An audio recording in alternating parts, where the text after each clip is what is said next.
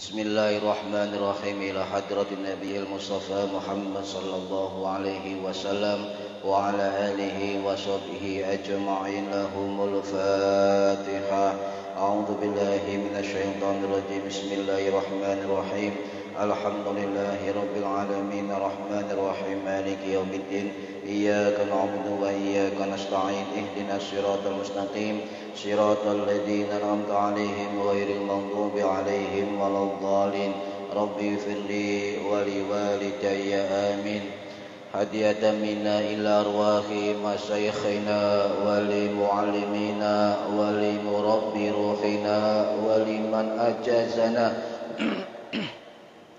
wali mursyidina wali awli tis'ati wali sama ajma'in wali muassis nahdlatul ulama ajma'in, khususan ila musannif kitab Sulamut Taufiq al-alama as-sayyid al-syekh Abdullah bin Husain bin Tahir bin Muhammad bin Hashim Ba'alawi wa usulihim wa furahim wa aswajihim wa duriyatihim wa ahli silsilatihim wa muridihim wa muhibbihim wa jama'iyatihim radhiyallahu anhum syaulillahi lana wa lahumul Fatihah. A'udzu billahi minasyaitonir rajim. Bismillahirrahmanirrahim.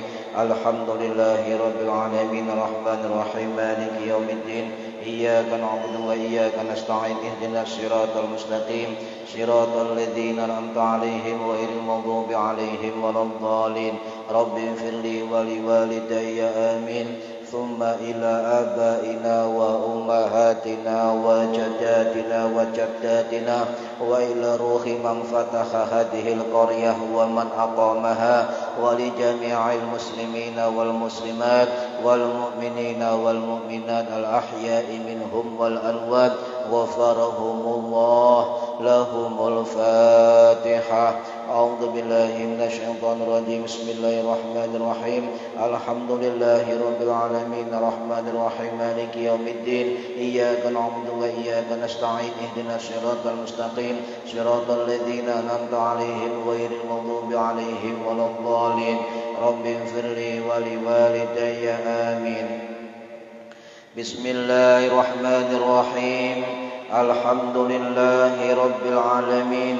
اللهم صل على سيدنا محمد وعلى آله وصحبه أجمعين. ولا حول ولا قوة إلا بالله العلي العظيم. أما بعد. Yang kami hormati para hadirin, Bapak Ibu sekalian, jamaah pengajian rutin kitab Sulamut Taufiq di Masjid Jami Al-Kautsar Gresik. Mudah-mudahan yang hadir dan yang mendengarkan mendapatkan barokah, manfaat, maslahah wa ni'mata was sa'ada was salama was syafa'ah fid dini wad dunya wal akhirah. Amin ya rabbal alamin. Monggo yang belum niat ngaji, monggo niat ngaji lillahi ta'ala. Para bapak, para ibu yang hormati, masih membahas tentang fi syurutil iqtidah, masih membahas tentang bab fi syurutil iqtidah, syarat-syarat bermakmum. Jumat kemarin dijelaskan tentang makmum tidak boleh mendahului takbiratul ihramnya imam dan juga tidak boleh berada di depan posisi imam. Sekarang yang kedua. Bismillahirrahmanirrahim. Wa yahrumu lan haram apa taqaddumuhu disi imam, dan haram mendahului imam bi ruknin fi'liyin kelawan rukun siji kang bangsa penggawe. Satu rukun fi'li. Wa tabatulu lan batal apa salat bi ruknaini kelawan rukun fi'li loro. Wa kadzalan iku kaya ndisiki at-takhiru utawi ngari anhu saking imam bihima kelawan rukun fi'li loro li ghairi utrin krana ora ana udzur. wa bi aktsari lan kelawan luwih akeh ming salasati arkanin ketimbang telung rukun tawilatin kang dawa-dawa lahu krana udzur. Para hadirin yang kami hormati, ini tentang membahas makmum tidak boleh mendahului imam dengan sengaja satu rukun fi'li. Jadi di sini dibahas 4 hal nggih. Dibahas 4 hal. Yang pertama wa yahrumu taqaddumuhu bi ruknin fi'liyin. Jadi makmum tidak boleh atau haram mendahului imam satu rukun fi'li. Contoh panjenengan ketika sholat sebelum imam rukuk, panjenengan rukuk dhisiki. Berarti niki mendahului yang dinamakan taqaddumuhu, mendahului imam.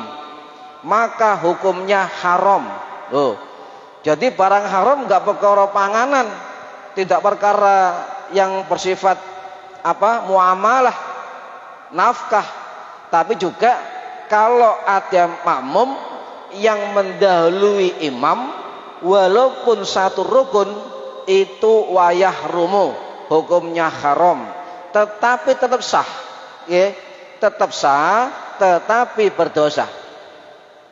Jadi orang sholat itu bisa menimbulkan dosa karena salah satunya adalah makmum itu mendahului imam dalam satu rukun, tetapi sholatnya masih sah, tapi berdosa. Niki yang pertama. Kalau makmum sengaja mendahului imam dengan 2 rukun fi'li, contoh panjenengan mendahului imam masih berdiri, panjenengan sudah sujud. Nah ini berarti sudah 2 kali rukun fi'li.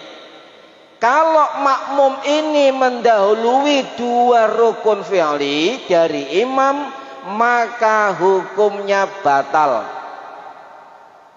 Makmumnya batal sebab mendahului imam dengan 2 rukun fi'li. Batal. Ini yang pertama, ketika makmum taqaddumuhu, mendahului imam. Yang kedua adalah hukum tentang at-ta'akhuru anhu, tertinggal dari imam atau mengakhirkan dari gerakan imam. Ini ada 2. Kalau itu 2 kali tanpa uzur nggih, berarti sengaja tertinggal 2 rukun dari imam, maka hukumnya batal. Contoh, imamnya sudah sujud, sampean masih berdiri, berarti sampean sudah melebihi, tertinggal dari imam dengan sengaja 2 rukun, maka jenengan batal tanpa uzur, dengan sengaja. Tetapi kalau ta'akhuru anhunya, ngari-ngari saka gerakan imam, ada uzur nggih, li udrin, krana uzur, itu batasnya 3 kali rukun fi'li. Contoh, panjenengan uzurnya ngeten, uzurnya bentuknya lupa, atau bentuk uzurnya ngelamun ya, mikir utang, mikir pacare dan sebagainya. Atau yang ketiga, berdesakan dalam arti saking rapetnya jamaah nggak bisa normal ketika melakukan rukun.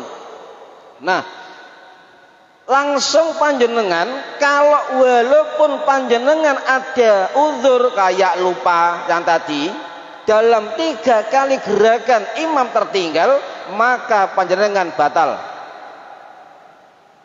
Kecuali panjenengan, nanti saya jelaskan bagaimana ketika makmum tertinggal oleh imam dalam keadaan uzur tapi tidak batal. Walaupun panjenengan misalnya jenengan masih berdiri imam sujud. Maka bagaimana ada keterangan jenengan kalau tidak memungkinkan mengikuti atau mempercepat nututi gerakan imam tidak mungkin, maka sampai langsung sujud mengikuti imam. Bagaimana caranya? Nanti saya jelaskan, Bang, biar nggak salah paham. Para hadirin rahimakumullah, yang jelas ya, jangan mendahului imam. Yang kedua, jangan mengiringi atau menyamai gerakan imam. Jangan menyamai. Terutama takbiratul ihram, makmum dilarang mendahului imam atau makruh menyamai imam. Sabar dulu, tunggu imamnya sempurna takbir ihramnya. Allahu Akbar, selesai imam takbir, baru makmum mulai bertakbir. Itu yang sempurna begitu. Tetapi kita lihat beberapa makmum itu ketika imam takbiratul ihram menyamai. Bahkan gerakan rukunnya disamai, sujudnya disamai. Kadang-kadang nggak sadar, mbuh saking kusuknya, mbuh saking akasnya mendahului imam. Imam belum sempurna sujudnya ke tanah, makmum sudah ke tanah duluan. Nah ini mendahului imam. Kalau satu kali ya haram, berdosa panjenengan. Kalau dua kali sengaja maka batal sholat panjenengan. Para hadirin rahimakumullah, jangan sampai ya mendahului imam dalam gerakan apapun, terutama salam terakhir, assalamualaikum warahmatullah, ya jangan diiringi, tunggu sampai salam imam selesai baru kita mengikuti imam. Nggih, paham nggih? Mengapa? Sebab menurut keterangan dari ulama-ulama mazhab Syafi'i, terutama saya ambil dari keterangan Imam Ibrahim Al-Bajuri rahimahullah, ulama yang wafat tahun 1860 Masehi, termasuk Rektor Al-Azhar ke-19, dalam kitab Hasyiah Al-Bajuri ya ala Ibnil Qasim, beliau mengatakan makmum yang menyamai gerakan dan bacaan imam maka hukumnya makruh, kecuali takmin. Takmin itu ketika baca waladhdallin amin, itu takmin, tidak apa-apa bersamaan dengan imam, sebab bersamaannya bacaan amin antara imam dengan makmum maka malaikat ikut mendoakan. Ini keterangan dari salah satu ulama besar dari mazhab Syafi'i dari Al-Azhar, Syekh Ibrahim Al-Bajuri rahimahullah. Tidak boleh. Jadi ya sabar menunggu gerakan imam sempurna. Ya.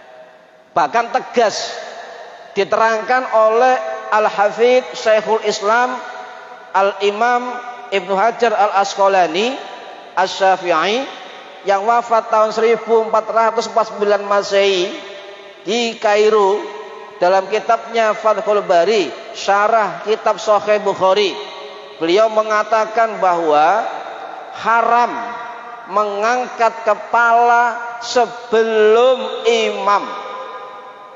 Kalau imam sujud, sebelum imam mengangkat kepalanya, atau ketika imam rukuk, sebelum mengangkat kepalanya, terus panjenengan duluan ngangkat kepala atau bangun dari sujud duluan dari imam, maka menurut beliau hukumnya haram.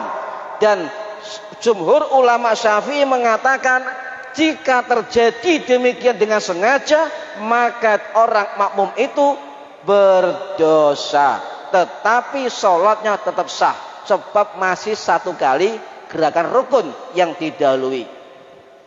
Nih, loh, tidak sepele. Sholat itu harus hati-hati, ya.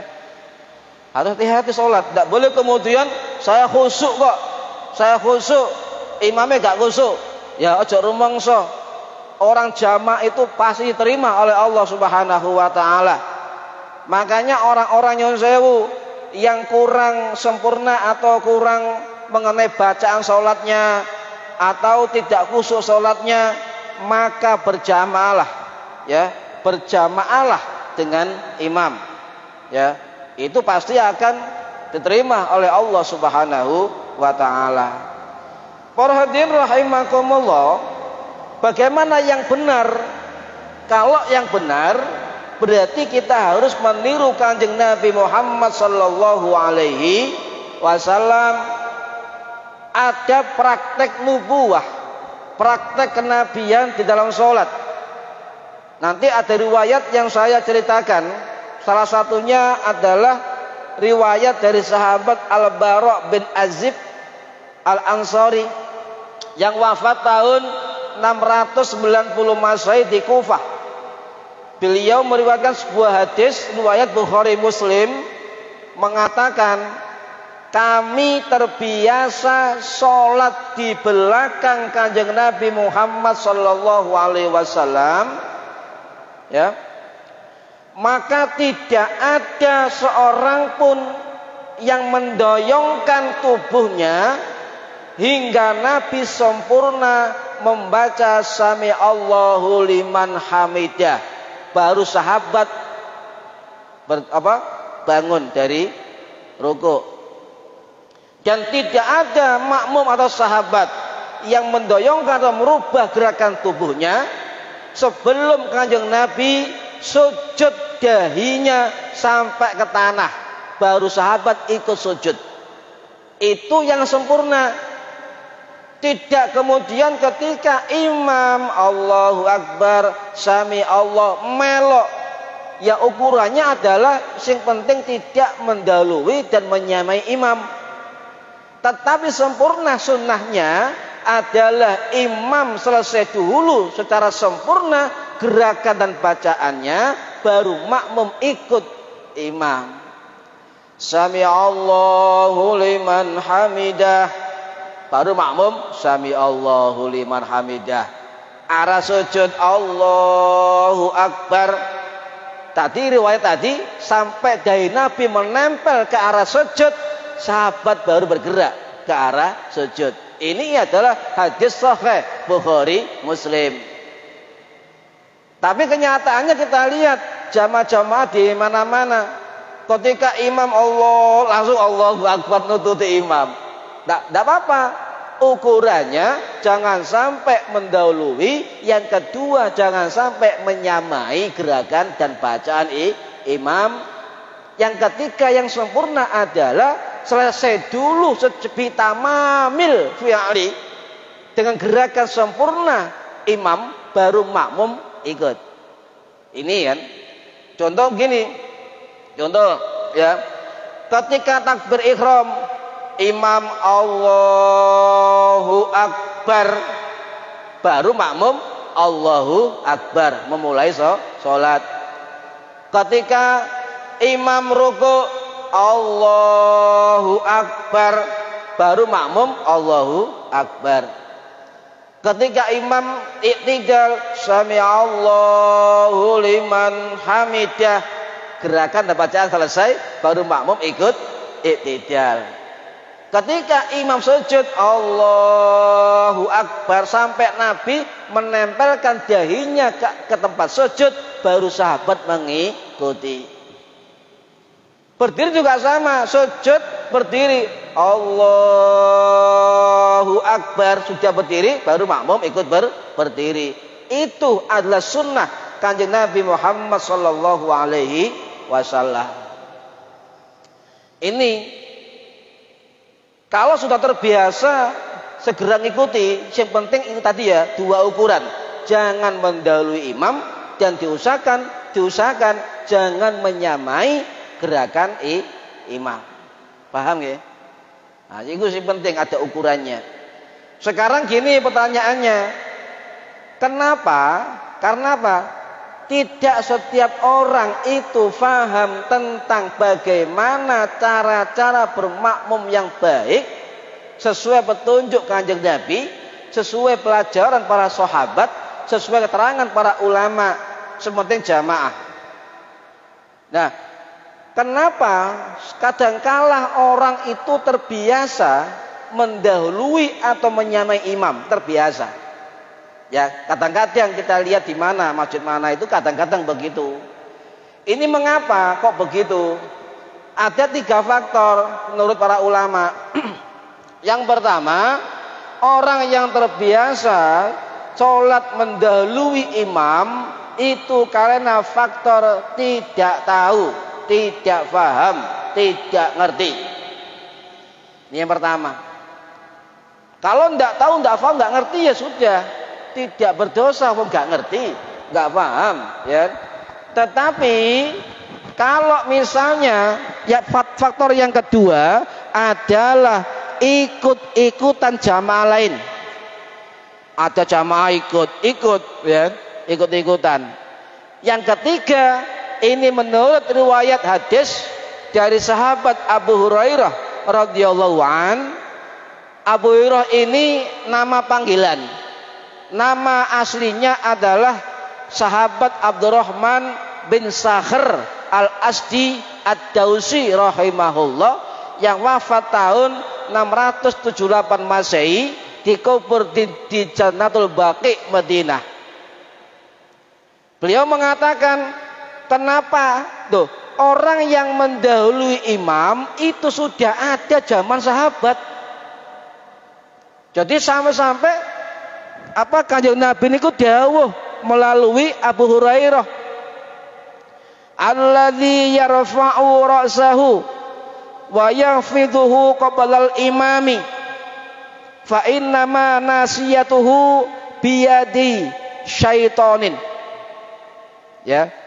Jadi orang yang terbiasa mengangkat kepalanya sebelum imam, ya, artinya mendahului imam, maka fa innama nasiyatuhu biyadi syaitonin, maka sebenarnya orang itu ubun-ubunnya dipegang oleh setan, dipegang atau di tangan setan. Ini hadis sahih, hadis Imam Muslim, juga riwayat Imam Tirmidzi, juga riwayat Imam Ibnu Majah, juga riwayat Imam Nasai, juga riwayat Imam Ahmad bin Hambal dan lain-lain. Ini ada. Kalau kita pakai logika, loh kok bisa orang yang terbiasa terlambat mendahului imam kok dikatakan fa innama nasiyatuhu biyadi syaitonin, ubun-ubunnya ini loh dipegang oleh tangan setan. Keterangan ini tidak hanya ada dalam kitab Sahih Muslim, jauh sebelum Imam Muslim, ulama-ulama hadis itu sudah mencatat dalam kitab-kitab mereka. Salah satunya kitab hadis Al-Muwatta, riwayat Imam Malik, pendiri mazhab Maliki, yang wafat tahun 795 Masehi di Madinah.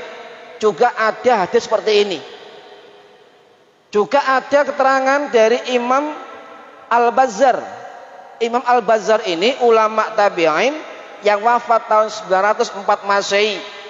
Ya, dalam kitabnya Kasful Astar an Zawaidul Bazzar. Jauh sebelum Imam Muslim. Ada juga hadis sebelum Imam Bukhari, Imam Muslim, yaitu hadis riwayat Imam Ali bin Abu Bakar Al-Haythami rahimahullah yang wafat tahun 9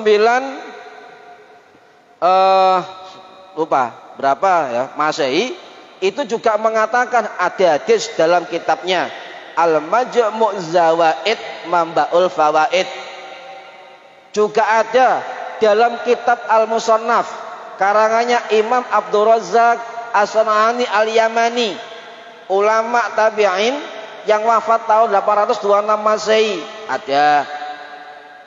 Bahkan Imam Ibnu Hajar Al-Asqalani rahimahullah dalam kitab Fathul Bari, beliau mengatakan bahwa hadis yang tadi, orang yang biasa mendahului imam itu ubun-ubunnya dipegang biyadi syaiton, itu hadis marfu', hadis yang bersandar bersambung kepada kanjeng Nabi Muhammad sallallahu alaihi wasallam.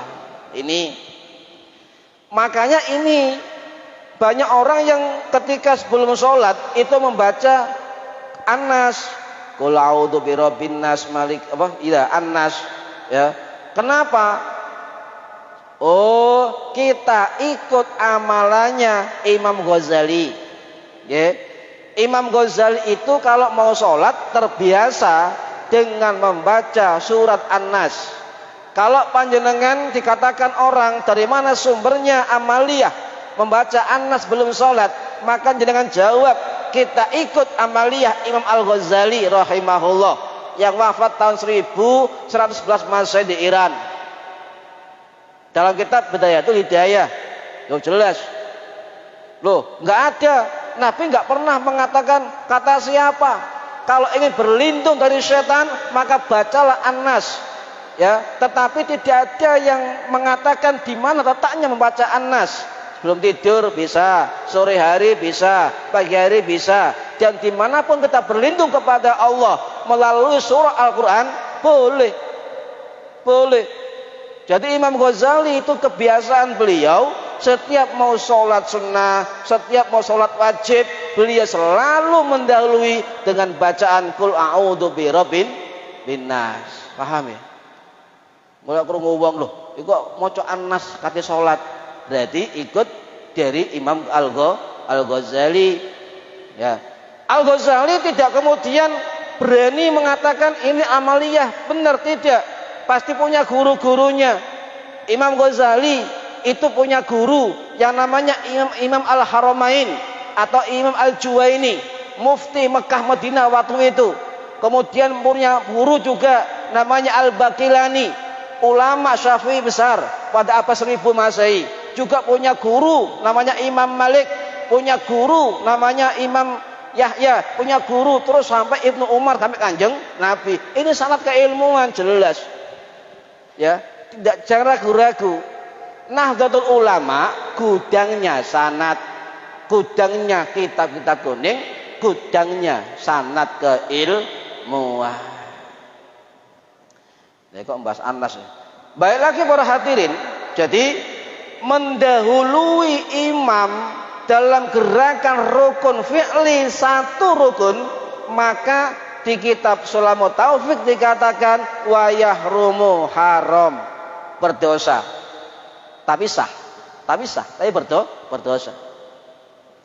Nah, kenapa berdosa? Sebab dia telah mengalami mufaraqah yasirah, keterpisahan yang ringan. Tetapi kalau makmum mendahului imam 2 kali rukun fi'li, maka dikatakan batal, sebab dia telah melakukan mufaraqah katsirah, keterpisahan yang banyak. Ini batal. Hati-hati para hadirin, makanya ilmu sholat itu penting. Sebab sholat itu tidak hanya kita kerjakan ketika kita hidup, dan juga fadilah tanggung jawab sholat juga kita terima ketika kita meninggal dunia sampai yaumul kiamah. Sholatnya bener apa enggak? Bolong-bolong apa enggak? Ini sholatnya imamnya didisi terus apa enggak? Kalau filmnya besok atau videonya. Itu para hadir rahimakumullah. Nah, kemudian kalau misalnya kadang-kadang orang sholat itu aneh-aneh kan, aneh-aneh. Cek dibilang lebih khusyuk dari imam di si imam. Ini pernah diperingatkan oleh Sayyid Al-Bakri Asy-Syatta, ya, Ad-Dimyati Asy-Syafi'i Al-Maki, yang wafat tahun 1892 Masehi di Mekah. Dalam kitab I'anatut Thalibin, beliau mengatakan apa? Ya, mendahului imam dengan sengaja, amidan, ya, dan tahu, aliman, dan tahu kalau itu salah, ya. Bagaimana? Ya, maka dia mubtilun, batal sholatnya, batal. Sebab lifaksil mukhalafah, dia telah melakukan keterpisahan antara imam dengan makmum, putus hubungan. Ya, 2 kali gerakan dengan sengaja. Para hadirin rahimakumullah, makanya ada pesan yang disampaikan Kanjeng Nabi Muhammad sallallahu alaihi wasallam kepada para makmum salat. Apa pesannya? Ini riwayat Abu Hurairah radhiyallahu an, ya, riwayat Bukhari Muslim sahih. Wa anin Nabi sallallahu alaihi wasallam annahu qala innama ju'ilal imamu liyutamma bihi fala tahtalifu alaihi. Dari Kanjeng Nabi dawuh, ya, sesusah temene imam itu dijadikan untuk dianut, untuk diikuti. Fala tahtalifu alaih, dan janganlah kamu sekali-kali menyelisihi dari imam. Tidak boleh. Berarti kalau orang sholat selalu mendahului imam atau menyamai imam, maka itu tidak melakukan kesunahan, tidak melakukan kesunahan. Sunnahnya adalah imam gerakan dulu, selesai baru makmum mengikuti. Itu sunnahnya. Apakah pesan untuk makmum? Tidak. Kanjeng Nabi juga mengatakan, berpesan kepada para imam sholat, ya, idza shalla ahadukum linnasi falyukhafif. Ketika kamu sholat bersama manusia, falyukhafif, maka ringankan, falyukhafif, maka ringankan. Ya, ini untuk imam. Fa inna fihi mudha'ifa, sebab di dalam makmum itu fa inna fihi mudha'ifa, mereka itu ada yang lemah, wasakima, dan ada yang sakit, wal kabiro, dan ada orang sepuh. Ini pesan Kanjeng Nabi. Faida shollalin nafsihi fal mutawwil masya'ah. Kalau sholat sendirian, fal mutawwil, panjangkan, tidak apa-apa, masya'ah, lek gelem. Ya, itu adalah pesan Kanjeng Nabi.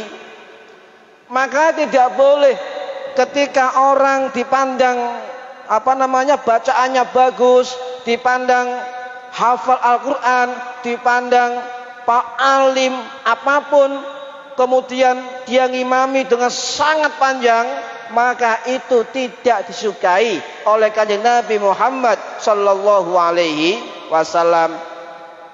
Bahkan Nabi kita itu pernah marah besar terhadap orang yang sholat menjadi imam sangat panjang, marah sekali. Ini ada riwayat, ya, dari sahabat Abu Mas'ud Uqbah bin Amir Al-Ansari Al-Badri radhiyallahu an, yang wafat tahun 660 Masehi di Kufah. Riwayat hadis sahih.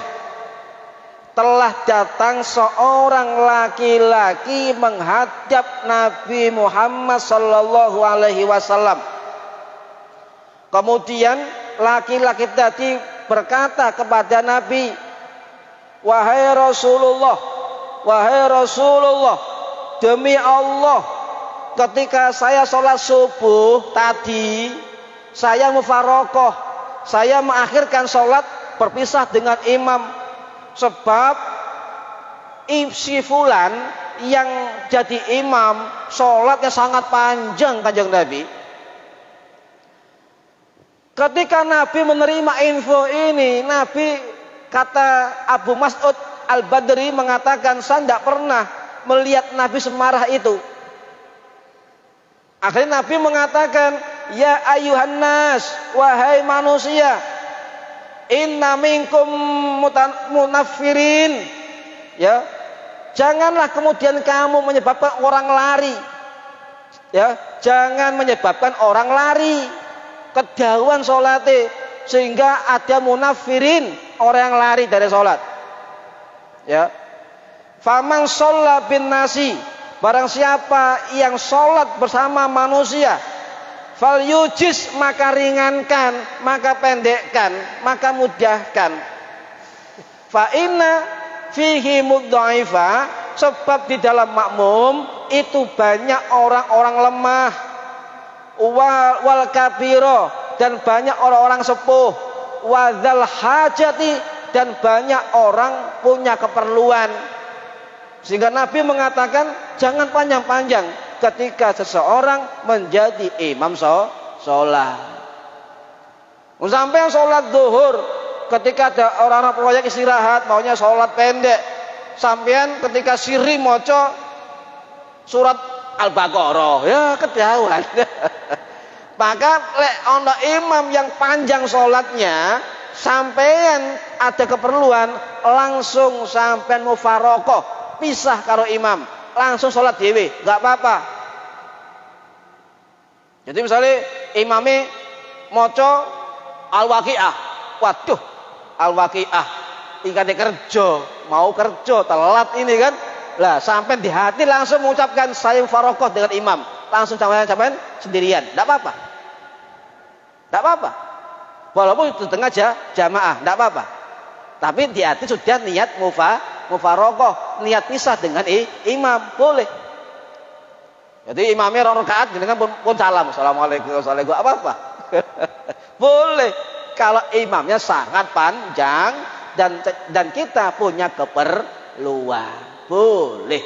Cuma masalahnya adalah orang-orang yang menyaksikan sampean mufarokoh dari imam tidak tahu ngaji.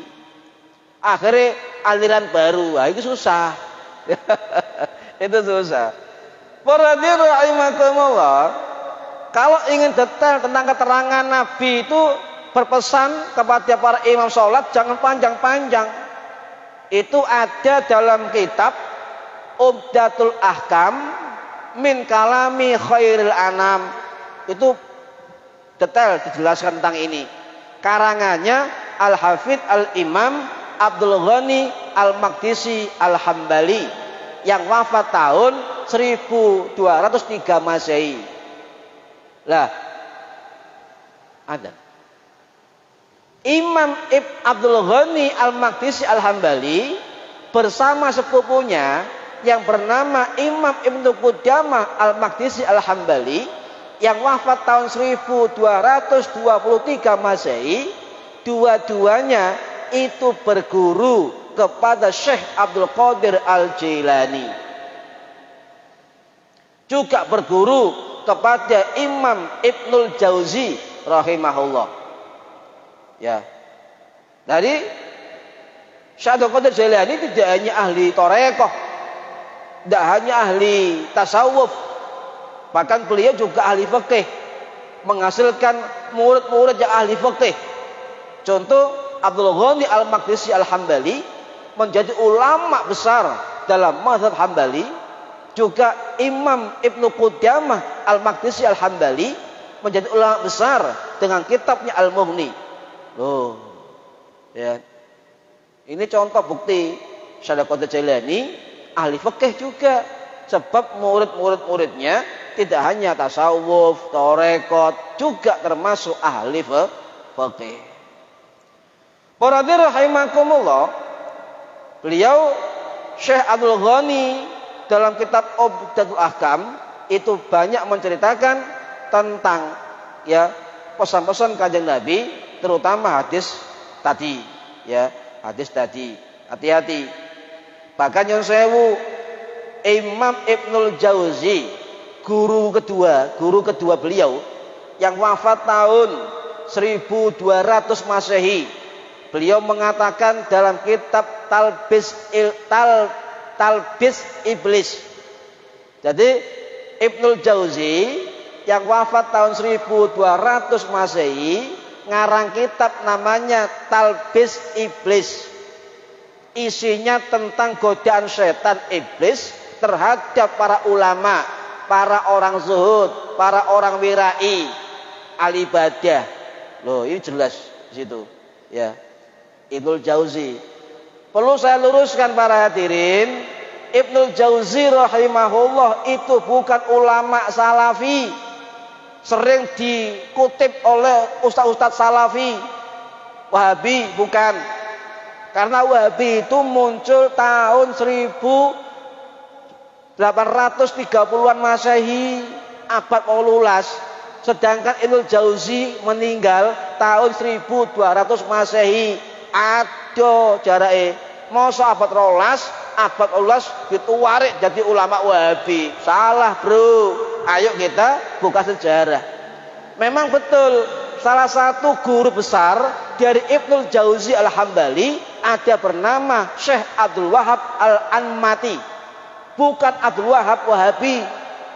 Bukan Abdul Wahab An-Namati, juga Abdul Mansur Al-Jawaliki. Itu perlu diluruskan. Jadi arek-arek nom niki perlu tahu Ibnul Jauzi yang sering dikutip pendapatnya oleh ulama-ulama salafi itu bukan ulama Wahabi, tapi ulama yang wafat tahun 1200 Masehi, ulama besar Sunni dari mazhab Hambali. Yes, dipaham? Oke. Kok bahas-bahas Ibnul Jauzi? Masih lama waktunya. Oh, si akeh. 2 menit. Hah? 7 menit si akeh. Para hadirin rahimakumullah. Gurunya Ibnul Jauzi yang bernama Abdul Wahab An-Namati itu wafat tahun 1112 Masehi. Ya, jaraknya jauh. Nah, ada keterangan kalau orang terbiasa mendahului gerakan imam dalam sholatnya, maka ada hadis Nabi yang mengatakan, maka orang itu wajahnya akan berubah menjadi wajah keledai. Ya, orang yang terbiasa dalam jamaah sebagai makmum, terbiasa mendahului imam, maka ada hadis yang mengatakan wajah orang yang biasa mendahului imam akan berubah menjadi wajah kedelai. Apa? Keledai. Ya, keledai. Keledai. Ya, berubah wajahnya menjadi keledai. Ini ada riwayat dari Anas bin Malik, ya, radhiyallahu an, sahabat Nabi yang wafat tahun 709 Masehi di Basrah. Nabi dawuh ngeten, sesungguhnya Nabi dawuh, sesungguhnya aku ini adalah imam, maka janganlah kamu sekalian mendahuluiku dalam ruku, dalam sujud, dalam berdiri sampai selesai. Ini hadis sahih Imam Muslim. Nabi dawuh malih, amma yakshahadukum idza rafa'a ra'sahu qabla al-imam. Apakah kamu tidak takut ketika mendahului mengangkat kepala sebelum imam atau mendahului gerakan imam? Ayaj'alallahu surata khimarin, maka Allah akan menjadikan bentukmu seperti keledai. Hadis Bukhari Muslim ini sahih. Ada juga redaksi lain yang tadi riwayat Anas bin Malik, yang ini riwayat Abu Hurairah, mengatakan hampir sama redaksinya, cuma yang berbeda ra'sa khimarin, wajahnya itu berubah menjadi keledai. Jadi para ulama hadis beda pendapat. Apa benar orang yang Apa benar orang yang mendahului imam menjadi khimar atau keledai? Beda pendapat. Ada ulama mengatakan itu maknanya tersirat, hanya perubahan indrawi. Ana sing ngarani itu ancaman bagi orang yang biasa mendahului gerakan imam. Ada ulama yang mengatakan hadis Nabi itu nanti di kiamat, rupanya orang yang biasa mendahului imam dalam sholat itu akan dirupakan keledai. Tetapi saya mengambil pendapat dari ulama-ulama kita, dari Imam Nawawi dalam kitab Syarah Sahih Muslim, Saya ambil pendapat dari Ibnu Hajar Al-Asqalani dalam kitab Fathul Bari Syarah Sahih Bukhari.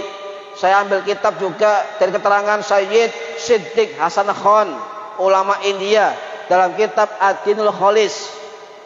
Ketika ulama ini mengatakan yang dimaksud dengan surata khimar berubah bentuk menjadi keledai itu hanya kiasan. Artinya orang-orang yang terbiasa mendahului imam akan berubah menjadi keledai dalam arti hati dan pandangannya tertutup oleh kebenaran, ya, dari kebenaran, sehingga menempuh jalan yang salah. Ini kesimpulan dari pendapat 3 ulama besar. Para hadirin rahimakumullah, ya. Nah, ada kisah yang memang fakta di dalam keterangan Ibnu Hajar Al-Asqalani, ya, dalam kitab Fathul Mulhim Syarah Sahih Muslim karangannya Imam Maulana Sobir Al-Usmani dan juga Imam Maulana Taqi Al-Usmani. Ada riwayat, ada ulama hadis yang berguru ke Damaskus, ya, Damaskus, belajar ilmu hadis. Gurunya Syekh tadi setiap mengajar muridnya selalu di belakang tabir. Bertahun-tahun penasaran muridnya, ini guru saya kok selalu di belakang tabir. Akhirnya ketika mau wisuda dibuka tabir, kaget semua sebab wajah gurunya berubah menjadi keledai. Ini dalam kitab Fathul Mulhim Syarah Sahih Muslim. Akhirnya gurunya mengatakan pada muridnya, wahai muridku, jangan sekali-kali kamu sholat mendahului imam. Sebab saya dulu gak percaya kalau orang dahului imam akan menjadi keledai. Saya terus mendahului imam dan terjadi demikian. Saya seperti keledai saat ini. Itu kisah yang diambil dari kitab Fathul Mulhim, ya, ini. Para hadirin rahimakumullah, jadi intinya jangan mendahului imam dan juga berusaha jangan menyamai imam. Paham ya? Yang penting itu. Nah, terakhir, kalau panjenengan itu mengikuti imam ketika mau rukuk, ya, ini enggak akan selesai. Ya. Kita terangkan Senin depan aja. Jadi kembali, ya, kalau kita mau sempurna sholatnya, tidak hanya memenuhi rukun-rukun sholat, tapi juga kita perhatikan jangan sampai kita mendahului imam. Diusahakan kita tidak menyamai imam. Balik ke sunnah Nabi, ketika imam sujud sempurna baru makmum sujud. Ketika imam bangun rukuk sempurna baru makmum ikut rukuk, ya, i'tidal sampai salam. Itu adalah perilaku sunnah yang diajarkan oleh Nabi Muhammad SAW dan juga perilaku dari para sahabat Nabi radhiyallahu anhum. Mudah-mudahan bermanfaat fid dini wa dunya wal akhirah. Al-Fatihah. Bismillahirrahmanirrahim. Rahmanirrahim. Maliki yaumiddin. Iyyaka na'budu wa iyyaka nasta'in. Shiratal ladzina an'amta 'alaihim ghairil maghdubi 'alaihim waladdallin. Rabbi ighfirli wa liwalidayya. Amin. A'udzu billahi minasyaitonir rajim. Bismillahirrahmanirrahim. Allahumma shalli wa sallim ala rabbil alamin. Allahumma 'allimna ilmal Qur'an wa 'allimna ilma la ilaha illallah wa 'allimna min ladunka ilman nasiru bihi kamil mahyatil mamat. Wa sallallahu ala sayyidina Muhammad walhamdulillahi rabbil alamin. Wallahu a'lam bissawab. Assalamualaikum warahmatullahi wabarakatuh.